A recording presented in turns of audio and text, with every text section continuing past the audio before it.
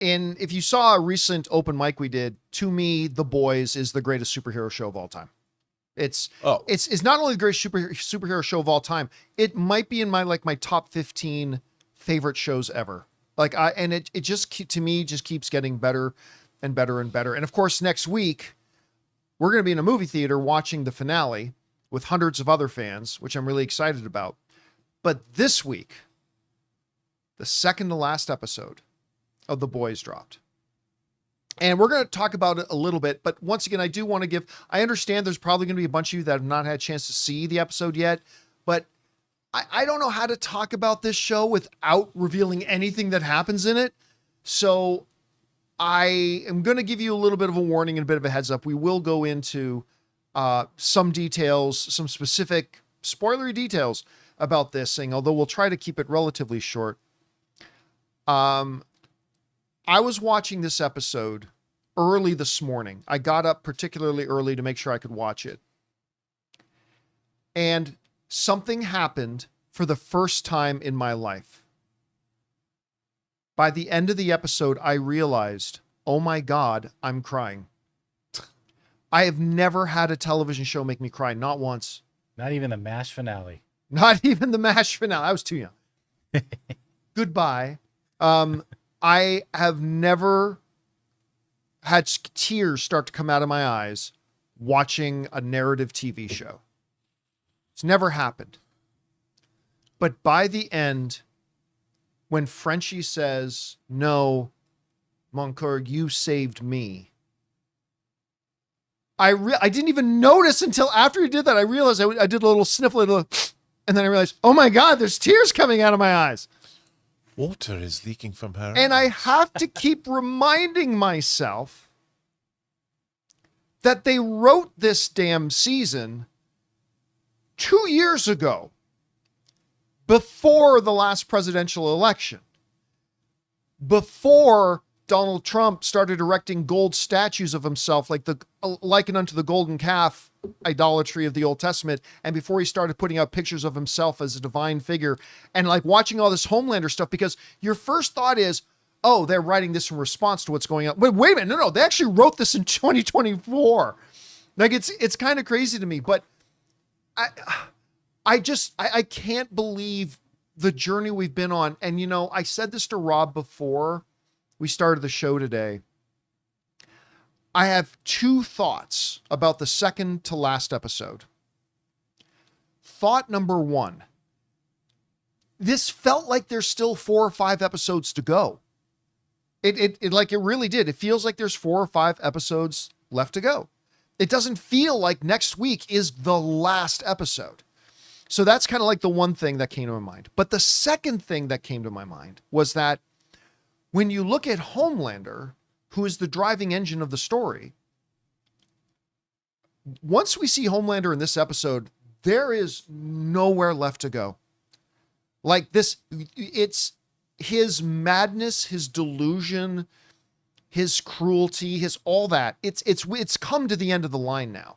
When we're at the point where he's just taking out who he takes out, when he dissolves the whatever, when he illegalizes this and that, once we get to that point and he's just proclaimed himself as God, there's nothing left to do. It's time to either just say he wins or he loses. It's at that point. So on the one hand, it felt like there were still 4 episodes to go, but on the other hand, it's like you could feel it. We're at the end of the road for Homelander, which is perfect.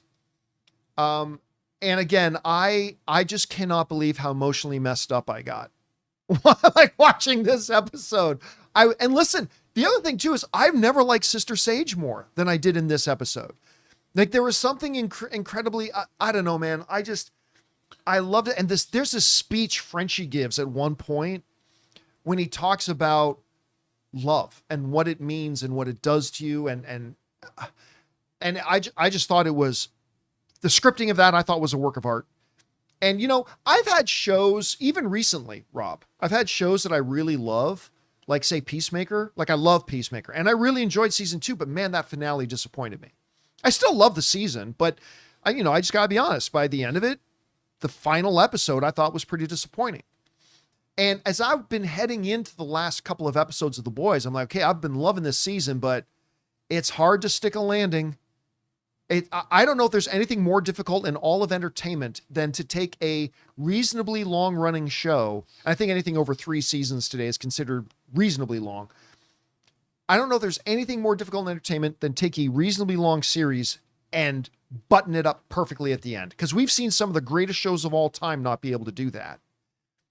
And so I've been kind of expecting to peacemaker this. Like, okay, it's been a great show, but they won't kind of figure out a way to button it. And look, I don't know what's going to happen next week, but we just had the second to last episode. And I was moved and I was outraged. And it made me feel. And I loved it. I told you, again, this thing may peacemaker me at the last episode. Maybe I'll walk out of the last episode like I did walk out of the last episode of Peacemaker and going, okay, it was a great season, whatever. Then they didn't nail the landing, whatever. Maybe that'll happen. But as far as this, I always mispronounce Penultimate. The penultimate episode completely satisfied me. And I just can't wait to see how they finish this thing. Anyway, Rob, you had a chance to watch the final episode or the second to last episode of The Boys. How did you feel about it? I felt like you did. I mean, there are certain characters that are probably the most grounded and human in this show. And I think that's maybe why I didn't cry, but I was moved, and it's been really interesting to see. I think this season has been, I mean, obviously they know they're ending the show, even though they've got the prequel series coming, but I think they've done an outstanding job writing this season. And every episode has built on the last, and it is an incredibly satisfying. I mean, what do you want from entertainment? You want to be satisfied, and I think that these last 3 episodes have exceeded my expectations, and I have high expectations for the show anyway. But I don't want to spoil anything. But like you said, the newer characters that they've added, like Sister Sage is a latecomer to the show. Love her, love the actress that plays her. And I think that they're doing I can't imagine they could have ever made, they could have made a better season than what they're doing now. Because every episode, man, has this emotional content that is unexpected.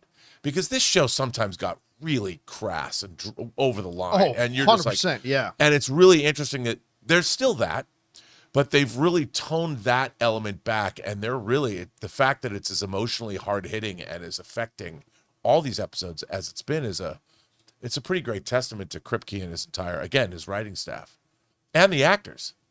The actors are great. Oh, they're so, and you know what? Here's the other thing too. There have been so many times the low key, most dominant side character in the entire series, I think, has been the Deep. Right. And he's been on such, like, he gone from like the dirtiest of dirtbags to kind of making you feel a little bit of empathy for him as you move on into the seasons, then becoming just even worse. And you're wondering, where's this going to end up? Like, his relationship with A-Train was like, is what happened to A-Train going to have any kind of motivation for him, whatever. And so I'm curious to find out how, especially with what happens in this episode. By the way, shout out, peak cameo, Samuel L. Jackson, ladies and gentlemen. Oh my God.